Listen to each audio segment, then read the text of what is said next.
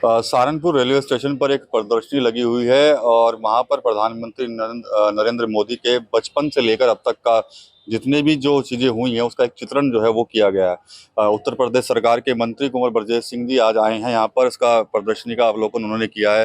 Sir, मैं देख रहा था आपने बारीकी से सभी तमाम फोटो देखी है, कुछ चीजों को आपने याद भी किया है जब आप पहली बार प्रधानमंत्री से मिले थे। देखिए, देश के यशस्वी प्रधानमंत्री नरेंद्र मोदी जी ने अपने जीवन यात्रा के 75 वर्षों को पूर्ण किया है।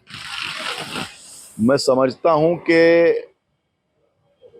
ये 75 वर्ष भारतीय जनता पार्टी के कार्यकर्ताओं के लिए 75 आयाम की तरह है।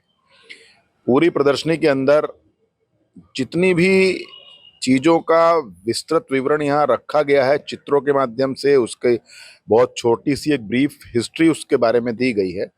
उनको देख करके आप कह सकते हैं कि यही कल्पना, यही विजन और यही सोच यदि 2014 से पूर्व के उस दल के नेताओं में रही होती जिन्होंने इस देश के ऊपर एक लंबे समय तक राज किया है, संभवतः आज देश के प्रधानमंत्री नरेंद्र मोदी जी को उतनी मेहनत ना करनी पड़ती जितना आज उनको इस 75 वर्ष की आयु में भी करनी पड़ रही है।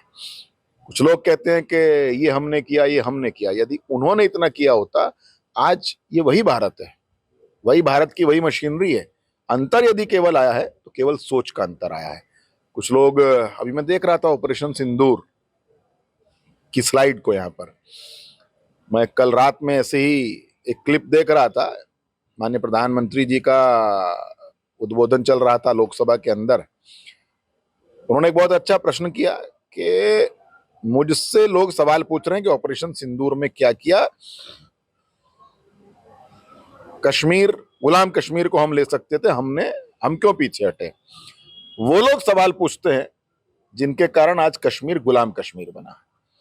हमारी सेनाओं में ने जो वहां पर पराक्रम दिखाया, जो शौर्य दिखाया और पाकिस्तान को घुटने पर लाने का काम घंटों में नहीं कुछ मिनटों में किया था, यह संभव हुआ तो देश के प्रधानमंत्री नरेंद्र मोदी जी के नेतृत्व में संभव हुआ।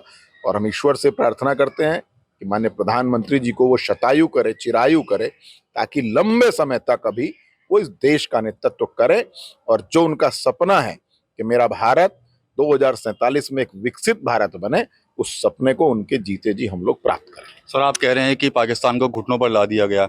अभी कल हमारी सहारनपुर सांसद इमरान मसूद से बात हुई थी एक बयान को लेकर, तो उन्होंने सिर्फ सीधे यही कहा कि आखिर पाकिस्तान का किया क्या है। देखिए, जिन सांसद महोदय की आप बात कर रहे हैं, उनके दल ने जब सर्वदलीय बैठक हुई थी तो कहा कि हम इस घड़ी में देश के साथ हैं। आक्रमण के बाद पहला बयान आप ही के चैनलों पे भी उपलब्ध है। उन्होंने कहा हमें ये बताया जाए कौन मरा और कैसे मरा। अब मरने वालों से हमारी कोई रिश्तेदारी नहीं थी, वो क्यों पूछ रहे हैं, ये आप सवाल उनसे करिए। सर, जब मैं इस प्रदर्शनी में अंदर आया तो बाहर एक स्लोगन मैंने पढ़ा, काम दमदार, डबल इंजन की सरकार। आप लोग को सर दावे होते हैं काम को लेकर, लेकिन समाजवादी पार्टी के जो राष्ट्रीय अध्यक्ष अखिलेश यादव, वो लगातार सरकार को किसी ना किसी मुद्दे पर, चाहे वो कानून व्यवस्था को लेकर हो, चाहे सड़कों के मुद्दे हो, चाहे फिर स्वास्थ्य सेवाओं को लेकर हो, वो लगातार रोज कोई ना कोई बयान वहां पर डालते हैं, पोस्टर शेयर करते हैं। एक्चुअली क्या है कि अंग्रेजी में कहावत है, बोर्न विद सिल्वर स्पून। तो उनका जन्म उस परिवार में हुआ है।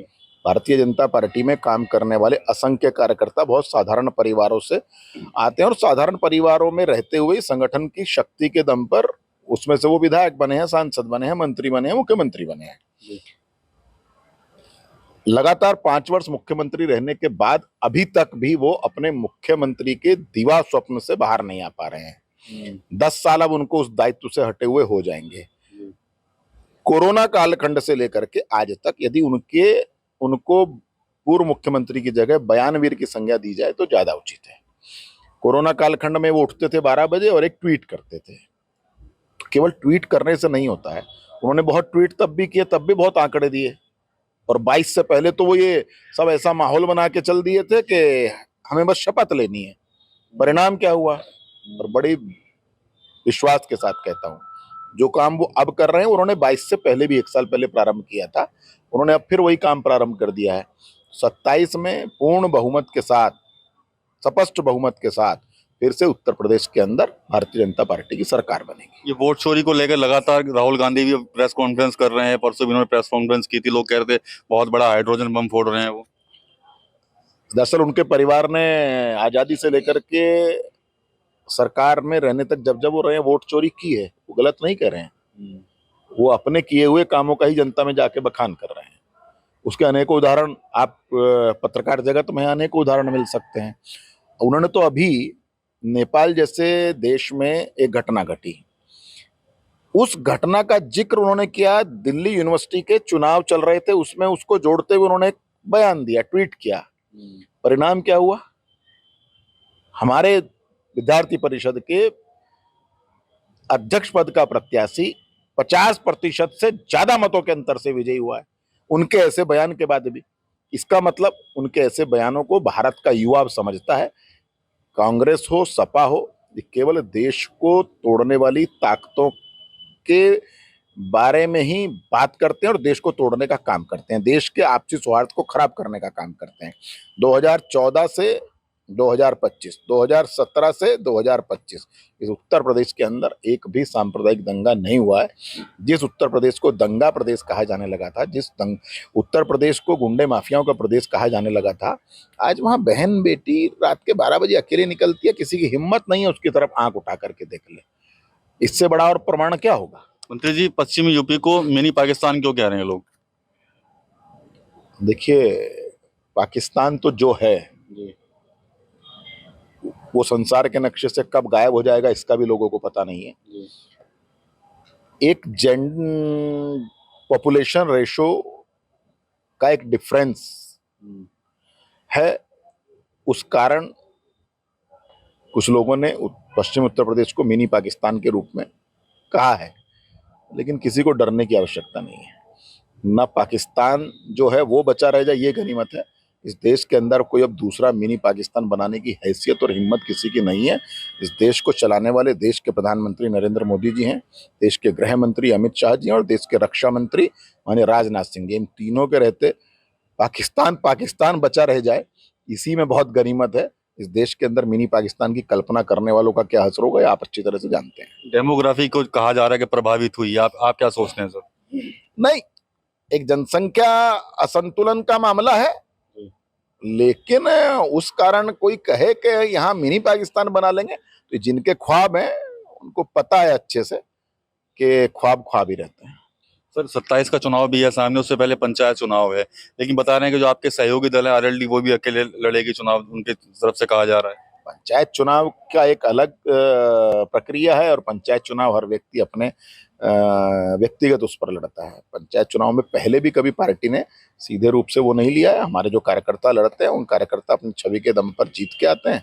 कभी भी किसी ग्राम पंचायत के प्रधान के रूप में, क्षेत्र पंचायत के रूप में हम नहीं लड़े हैं। जिला पंचायत हम लोग लड़ाते हैं, पहले से घोषित करके लड़ाते हैं, हम इस बार भी लड़ाएंगे। भ्रष्टाचार पर सर जीरो टॉलरेंस की नीति है यूपी सरकार, योगी जी भी लगातार कह रहे हैं, उसके बावजूद भी सरकारी विभागों में भ्रष्टाचार व्याप्त है। आज भी सहारनपुर में कुछ लोग जो है रिश्वत लेते पकड़े गए हैं सरकारी विभाग से, तो क्या कहना चाहेंगे सर? जो पकड़ा गया उस पर कानून की नियम संगत धाराओं के अंतर्गत पूरी तरह से कार्रवाई होगी, लेकिन हम माननीय मुख्यमंत्री जी के नेतृत्व में भ्रष्टाचार पे जीरो टॉलरेंस पर हम काम करते हैं और हम करते रहेंगे। धन्यवाद। तो मंत्री कुंवर ब्रजेश सिंह जी आज सहारनपुर आए थे और यहाँ पर हमने उनसे तमाम मुद्दों पर जो है वो बातचीत की है। बने रहिएगा टीवी नाइन उत्तर प्रदेश। सहारनपुर से मैं विकास कपिल। अरे श्रीमती जी कुछ तो सस्ता लो, बचत करो। नहीं श्रीमान जी, सब बढ़िया लो, रहने दीजिए। इसमें क्या खास बात है? थोड़े में ज्यादा स्वाद, यही तो है इसकी खास बात। वाओ मामा, क्या स्वाद है। अरे मेरे राजा, राजा और प्योर मसाला।